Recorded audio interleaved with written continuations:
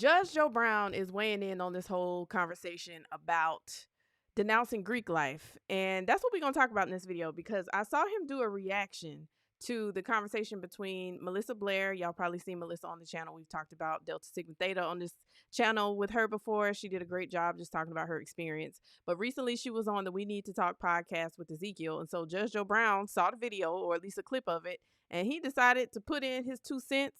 Now, y'all probably seen him talk about this previously. I think him and Bishop Wooden, Patrick Wooden, kind of talked, I guess, at each other, not to each other, but at each other about this discussion. So maybe y'all have seen those videos. But in this video, we're going to talk about what he had to say about Melissa's conversation on We Need to Talk. So I'm just going to play the clip.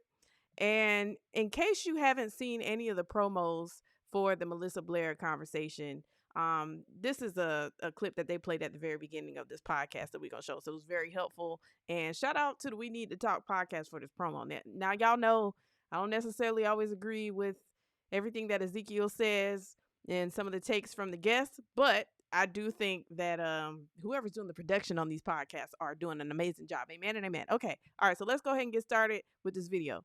So this is a clip where they're talking about the abuse and idolatry of modern cult of sororities and fraternities. So I want to play this clip and get your reaction, Judge. I sat there and I took advantage of 17, 18, and 19-year-old girls. So I'm not a victim. I brought over 4 lines and I abused 4 lines full of girls. I manipulated them. I sat there and looked these girls' moms in their face and told them that I was taking care of their kids, and I was sitting there abusing their children. All these people, oh my gosh, Epstein, and we should expose. No, we're about to expose you. They set up the altar and they put it at the front of a church and they desecrate the altar. Whoa. You would have to repeat the founders over and over and over again, necromancy. If you tell, you going to jail and you getting kicked out of school. Y'all should have walked away. We're implicated. If you got hurt that night, they would drop you off at the hospital and they would all come together and come with a corroborative story. You had Deltas that worked at the police station, everything. We did that to 2 girls. We went under investigation and we all got in a room and lied and corroborated our story that we didn't know them. They had a thing called digging for worms that we would do outside blindfolded, where we would dig and dig and dig until our nails bled. Where if you was the girl that had the nicest hair on the line, they would put all types of concoctions and they would ruin your hair. No. Yes, they would. We ate dog food. The reason that they can get away with it is because of Hell Night. People are not telling the truth. It would be grace from God if I went to jail. Did we hurt people? What? We brutally hurt people. No. Oaths, rituals, necromancy. We was doing spells almost every night, so your memory is gone. Ask people in the comments, majority of them cannot even remember half of the stuff that they did. It's 9 candles that you light in the Sigma, and they have 9 words, and each day we do a ritual to those words, and all 9 of those words are a blasphemous take on the 9 fruits of the Holy Spirit.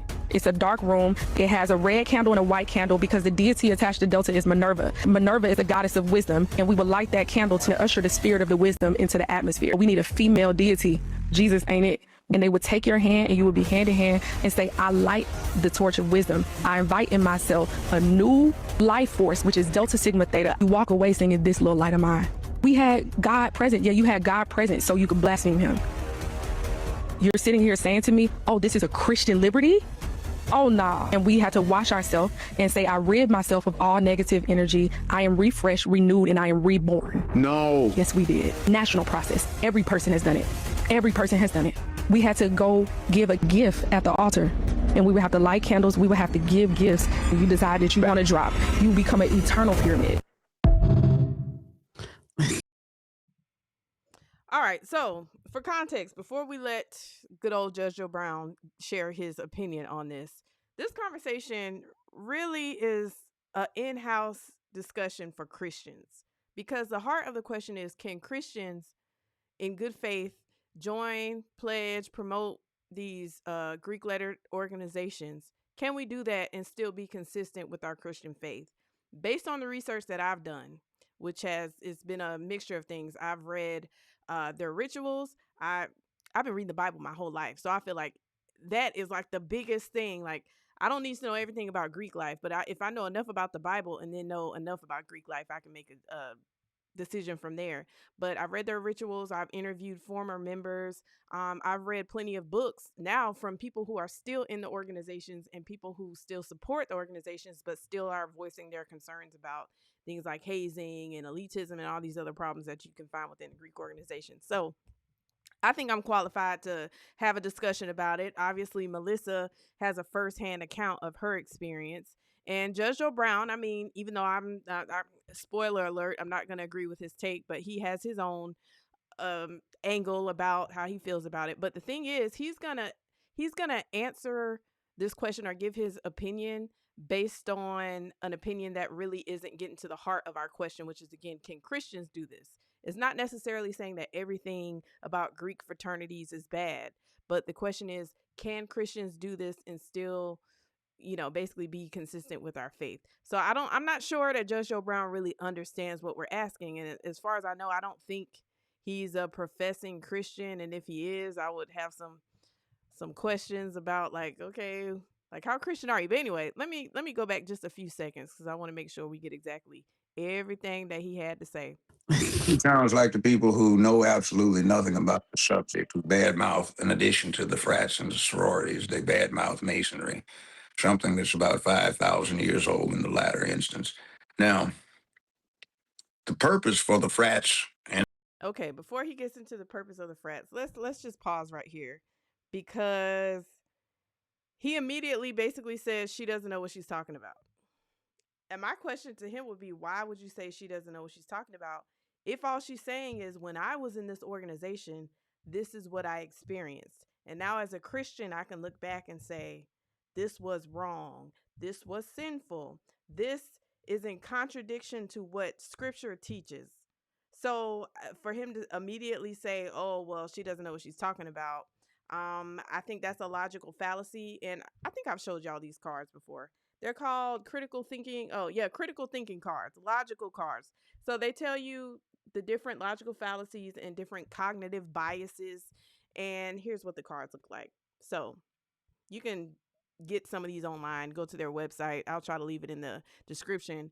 But immediately, and I think Christians, we need to learn how to recognize when people are making bad arguments or faulty statements. So here's what you call, I think this falls under the category of an ad hominem attack, or basically saying, she's not qualified to speak on this. Or I guess you can call it the genetic fallacy. So what's genetic fallacy? Is judging something good or bad on the basis of where it comes from or where it comes from. So he's like, what she's saying, it can't be true because she said it. So there you go. An appeal to authority. I was a Freemason. I was in this organization. So what she's saying is not true because I have experience being in this organization.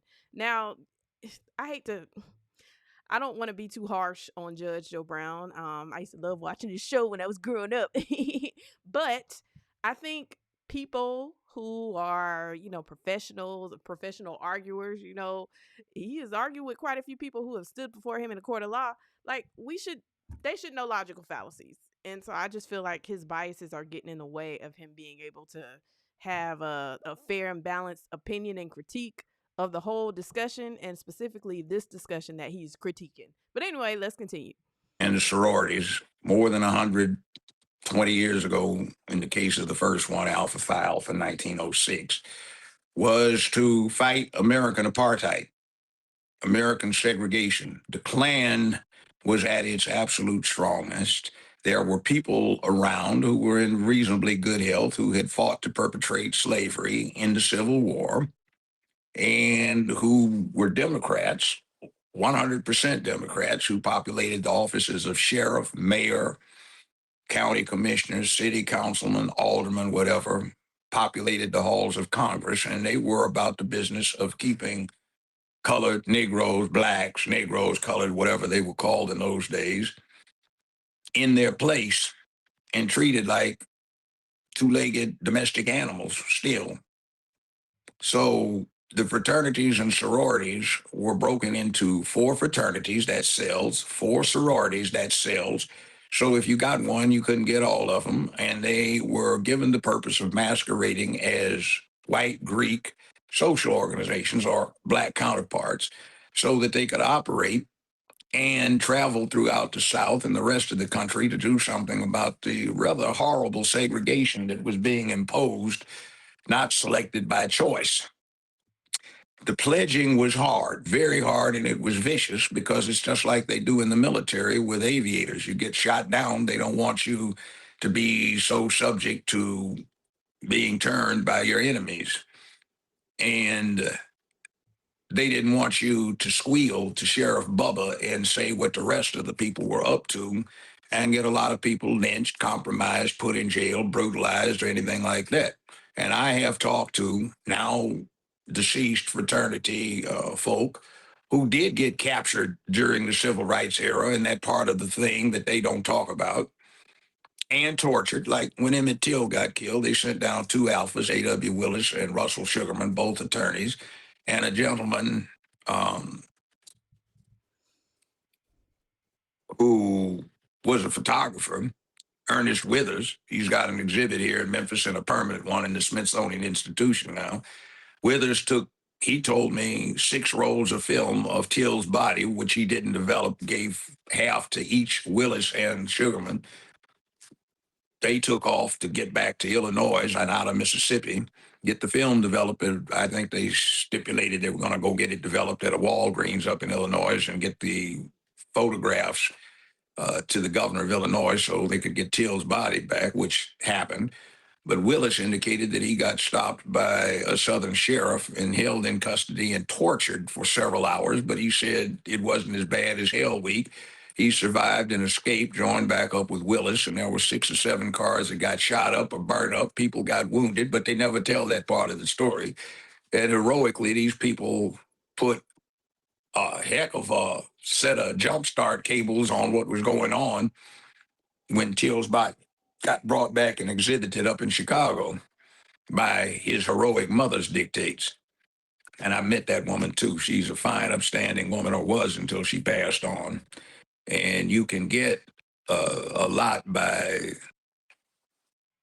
Dr. Clenora Hudson Weems, who was the designated family biographer. She's written a lot of books about that. So that's what this whole thing with frats and sororities was about, is to do what was necessary to stop that. You can look at Dr. Martin Luther King. You can look at So how did he get from that to Thurgood Marshall? That's what it's about. Okay, I'm gonna just pause right here because he talks about how brutal the hazing was back then, which sounds pretty consistent with what Melissa said that she experienced 10, 15 years ago when she was in school. So, like, what about her testimony is false or not true? Based on what he just said, it sounds like pretty standard stuff. No, but how did we get from that to what they're doing today? This is because it's trendy, and you've got some little folk who did not get made in the way the fraternities and sororities intended that they be brought in. They got basically read in.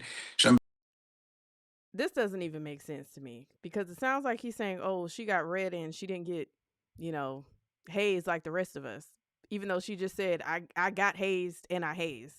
So this doesn't even make sense. But again, what is this? An ad hominem attack. You attack the person to take away basically any of their credibility. So it's like a thought stopping device. Don't listen to them because, they're this or they're that. Versus just saying, okay, well, is what they said true or not? You know what I'm saying? Okay. Somebody got upset because they got pushed, and they wouldn't have cut it back when these fraternities and sororities were relevant because they wouldn't have made it through Hell Week. But that's what I'm saying. So what was your Hell Week like? Because she was basically... It was absolutely brutal. And okay, it was absolutely brutal. And did you catch what he said? Oh, somebody got upset because they got pushed. So it sounds like you're justifying physical hazing. That's what it sounds like to me. So if she's saying she was physically hazed and physically hazed other people, but you're disagreeing with her, but now you're justifying it, that absolutely don't make sense to me. Couldn't walk for 3 or 4 days. But that was for the guys, and that clip was particularly talking about sororities for the girls. Yeah, I know. So how do we know that they weren't doing the same thing back in the day? Just doing something abnormal. They weren't, because I know a lot of people who are deltas and AKAs. Crossover. What was the girls' Hell Week like back in the day? It was like sort of a milder version of what we went through. It was brutal. Like, give me examples. It's not my business to talk about it. And I'm not giving you examples of what they did to me. You know what I find very interesting is that Greeks, and I'll be getting them in my comments, some of them are more pleasant than others, but they'll say all this and that, oh, you need to stop talking about my fraternity, stop talking about my organization, your opinion doesn't matter, blase, blase. But you don't even have the authority to speak on behalf of your organization. And clearly, neither does Judge Joe Brown. I can't even remember what fraternity he said he's a part of. But, like, if you're a part of it, but you pay your dues, some people ain't paying their dues, but how you can pay dues but you can't speak on behalf of the organization? They're like, oh, I can't speak on that. You can speak on what happened to you. You can talk about that. You know what I'm saying? And if something that was bad happened to you, say illegal, like you're a victim, and as someone who is in charge of, like enforcing the law, shouldn't you call that out? Maybe I'm crazy. Quick example, because my mother, and today's her birthday, when she went to college, Winston-Salem, in her freshman year, she tried out for a sorority. I think it was, I don't know if it was Delta, AKA, I don't know. What year was it? I don't know. She's 74 now or something. But anyway, so she said she didn't cross over because, during the, what you call initiation, the sorority leader sister, I guess they appoint you with a sister, but knock on her room door in the morning and say, you have to get up and make me breakfast. Yeah, well, that's true too. You did that for the big brothers. I wound up meeting. And so you talk about 5, 6, or 7 in the morning, and she was like, after a while, she was like, "Oh no, I'm not doing this," and so she never crossed over or whatever. So well, we met Big Brother this and Big Brother that. Even met, and Kamala's not right about that. Her sorority can't claim the first vice president of the United States. The first member of a black fraternal or sororal institution was Vice President Hubert Humphrey from Minnesota. Hold on, let's pause, because she was talking about how her mom was like, I am not giving these big sisters breakfast every morning. That's crazy. And he just kind of slides past that, like, oh, yeah, not a big deal. Like, that is kind of a big deal. Why are college students putting other college students in like a servitude role? I thought this was about civil rights and black rights and all this kind of stuff. This is just foolishness, okay? Because how does that align with Christianity? Forcing other people to to basically pamper you so that you can let them in your organization, so that then they can repeat this cycle of humiliating and demeaning people and making people become their servants, and then have these people pay the organization money to either be abused or abuse other people. You see how crazy that sounds? This has nothing to do with civil rights. Lyndon Baines Johnson's vice president. He made Alpha back in the 30s as an undergrad, and then again as a grad student in the late 40s. So we had to meet Big Brother, Vice President of the United States of America, when he came through Los Angeles one time. So let me ask you this question. Why are there so many Divine Nine people in? There aren't Divine Nine. There's only the Magnificent Eight. Okay. The Nine had nothing to do with what the organizations were created for. There's the elitism. The IOTAs, y'all came too late. Y'all about 20, 30 years too late to be a part of the Elite Eight. He said Magnificent Eight. I've seen Elite Eight. So he said ain't no Divine Nine, it's Elite Eight. And I say that's elitism because I was reading a book. What was the name of that book? I think it was called Our Kind of People. And they were talking about how a lot of the Greek organizations, or the first 5 are the ones that are considered like the elite, like the real ones. So that would be the alphas, kappas, omegas, deltas, and AKAs. And so the other organizations are kind of considered like lower tier to the old guard of the Divine Nine or Elite Eight, whatever. So now he's saying, IOTAs, y'all don't count. It's like, I mean, but they in PHC though, so why they don't count? That's purely social. Okay. The 4 and 4 were political. Okay. Oh, okay. So is that why so many of the Magnificent Eight or Divine Eight are in politics? Yeah. Martin Luther King was an alpha. Thurgood Marshall was a frat man. You name anybody that was involved in that. Most of all of the Tuskegee Airmen were members of frats. So you name it, that's the way to go, because you wanted to be part of the revolution that overthrew American apartheid or segregation, so you could exercise your own options. I'm specifically talking about politics, like Congress, Congressional Black Caucus. Adam Clayton Powell. I wonder if if the organizations today, people who are still a part of these, maybe the younger folks who are, still fighting for, I guess, what they would call civil rights, equal rights, or whatever, would they say that the organizations have failed? Because if we're still saying that racism is as much of a problem today as it was 40, 50, 60 years ago, then organizations sounds like they dropped the ball. But I know Judge Joe Brown, from my understanding, kind of leans conservative, so maybe he feels like, hey, racism, it was a problem back then, but we're better off now, so y'all got to stop complaining about this stuff. I personally think the organizations would not really have a reason to exist if you didn't keep talking about racism so much. And I'm not trying to downplay the reality of racism, but I do think there's a level of overselling the reality of racism in our world today. Because if there is no racism, then what do you need the organizations for? You know what I mean? Like, to me, that's why it feels kind of scammy.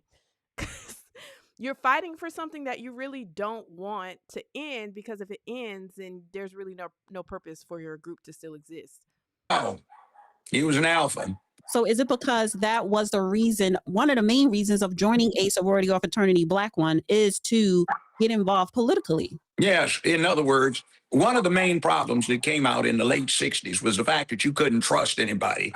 And too many of the people that nominally were supporting what you were trying to do were actually, up until the late 60s, when it just became, this is bourgeoisie. And on white campuses, the white fraternities and sororities were having complaints that came about because weaklings couldn't stand to be shoved around and get pledged hard. So that started spreading to the wrong kind of Negro who, in a world that was calling itself Afro-American and black, didn't really belong. But you see what. Now imagine you are online for some kind of fraternity and you get knocked upside your head, you get punched in the chest, you getting beat until your butt cheeks are black, and you go to an administrator or someone who's supposed to be monitoring this whole thing and they call you a weakling. How's that going to help the culture of hazing, which is a really huge problem still today? It's only been a little more than a year since Caleb, I can't remember his last name off the top of my head. Is it Caleb Wilson? Y'all know the poor young man who was pledging Omega Psi Phi last year and he was brutally beaten and he did not survive. So anyway, this is why these stories continue to happen. It's this attitude of, oh, you're a weak link if you're getting beat really, really bad and you have the audacity to say anything about it. What happened in the late mid 60s, you couldn't trust anybody. You couldn't really have any organizational integrity or effort because too many people that nominally claimed to be doing stuff were rat thinking out the movement. And they worked for police agencies, the FBI. They were drug dealers, criminals who joined up so they could infiltrate and inform in return for getting criminal charges dropped. But when you had the sororities and fraternities that made people hard, you had a cadre of folk who had been through a similar rite of passage. And trust me, it was a rite of passage because it could hurt badly. And if you'd survived this, you became part of an organization that you were dedicated to, and you'd come to trust the people in the organization. So this carried over into politics, where there were people who you could trust, who had your back, who were unified in a common purpose, and who had put it on the line to get there. You know what's sad though? He talks about, oh, they have your back. Well, they'll have your back until you get caught.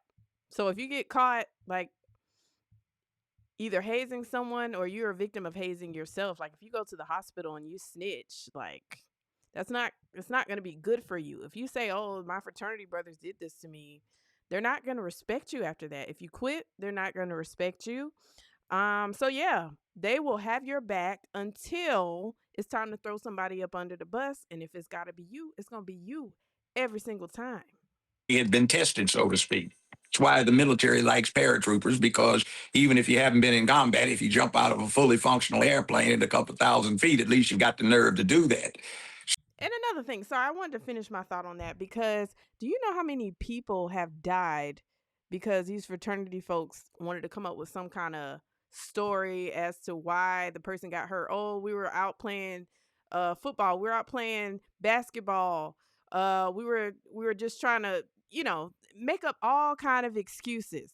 So you're really not safe. And the same thing has happened in some of these white fraternities where people died from alcohol intoxication or whatever. So the person might look like, oh, okay, I think they're in bad shape, but we can't call the cops, we can't call 911 because then the jig is up. So they've literally let people die because they were afraid to get in trouble. Don't trust that just because somebody is beating the brakes off you, or even is a line brother, that they're going to have your back if you get in some type of situation. Some people have died because their line brothers or their big brothers did not have their back. So that shows that that's above and beyond ordinary people that haven't been tested in any way at all. So I don't know about this Divine Nine nonsense, because there were only 8 that had a part in what went on that set the stage for a whole lot of things that we take for granted today.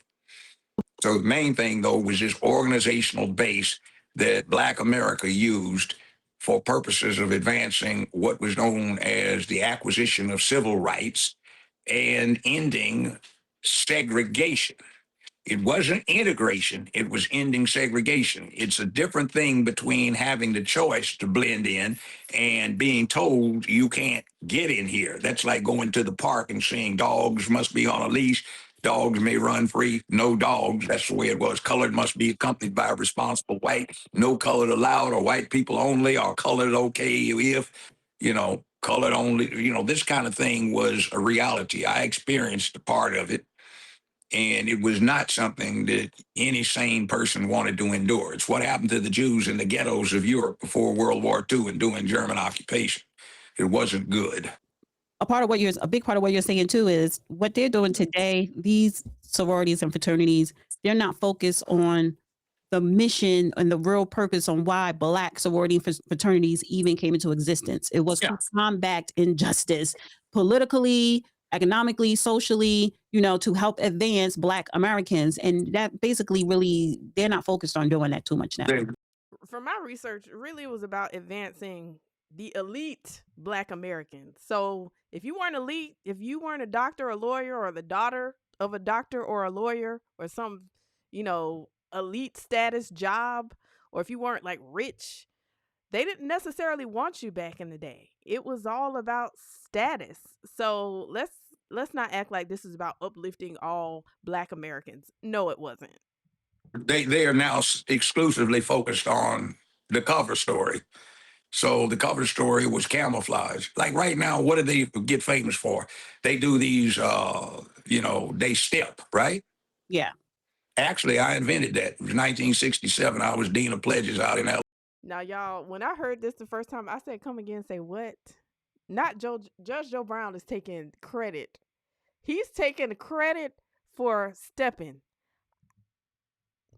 Y'all let me know if I got any Greeks watching this right now. Is Judge Joe Brown the reason that y'all do steps today?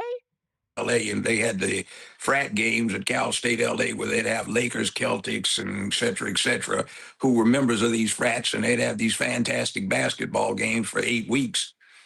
And I told the pledge line, I said, you're going to put on a show out there. So with my encouragement, and also big brother Bob Cole, who's now passed on, big football playing brother, they started at stepping, and everybody saw, that's cool, wow.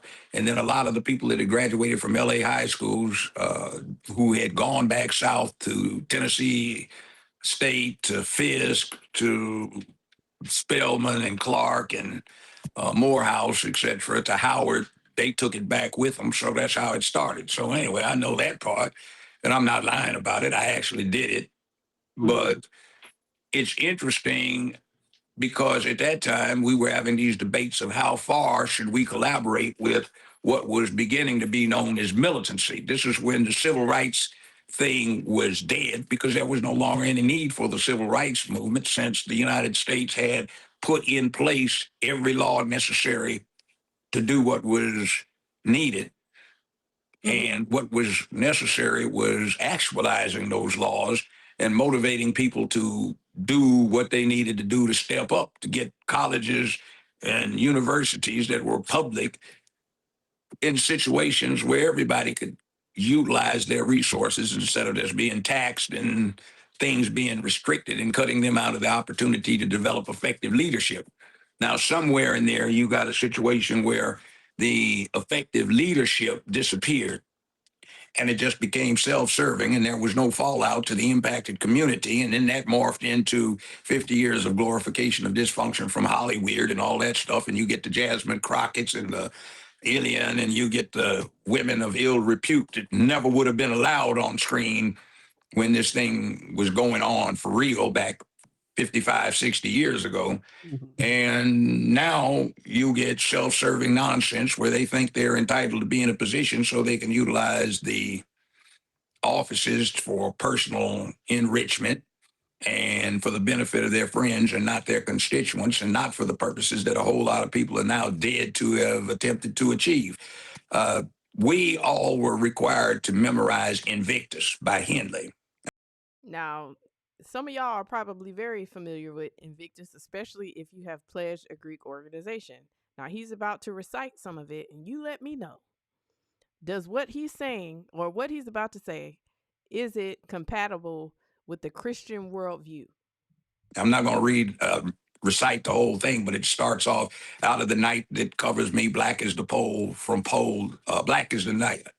Out of the night that covers me, black is the pit from pole to pole. I thank whatever gods may be for my unconquerable soul. In the fell clutch of circumstance, my head is bloody but unbowed. We've taken beatings, but I haven't bowed down to it. And it concludes, it matters not how straight the gate, how charged with punishment to scroll. I am the master of my fate. I am the captain of my soul. And now I see so many Negroes running around whining about they're not captains of their soul. Something, white supremacy, is dictating everything they do or controlling everything they do. They whine and their heads are unblooded, but they are very bowed and they're very scared and they are not courageous and brave. So I see that and I listen to stuff like this, and this isn't anything but perpetrating a hustle, like so much on the web these days or in social media. Everybody jumps on a bandwagon trying to make money off of it and don't know what they're talking about. Okay, so I don't know if he said anything that really refuted anything that Melissa said in that short clip. I didn't hear anything. But the Invictus, I mean, it's, first of all, let me say, I think it's interesting that those who are proponents of Black Greek life always got to throw out this word white supremacy. So now if you're against being in a fraternity or sorority because of your Christian convictions, they're saying that's some type of white supremacy. But from his angle, he's saying that Black people who are complaining about racial injustice, they are victims of white supremacy because they don't think that they have control over their own soul. And I think as Christians, we would say, you know, Jesus is is the person that we should trust our soul, our eternal life with. He's Prince of Peace. He's God. He's Yahweh. You know what I'm saying? So anyway, if you're a Christian, you know what I'm trying to say. Basically, you can't be you can't be the conqueror of your own soul. We're humans. We're finite beings. God controls us. God is all powerful. So I don't know. I just thought that was weird that he's saying this is white supremacist because racial disparities. You do control your own soul. I mean you can make a decision to follow Christ or to deny Christ. That's about all the control you got. But other than that, you know what I'm saying? All right, you guys. Y'all let me know how you feel about Judge Joe Brown's comments in the comments section. And do you think that he has a point? Are these people just doing these denouncement testimonies just because they want to get money or just because they want some attention? I personally don't think so, but y'all let me know in the comments. And I'll catch you in the next video.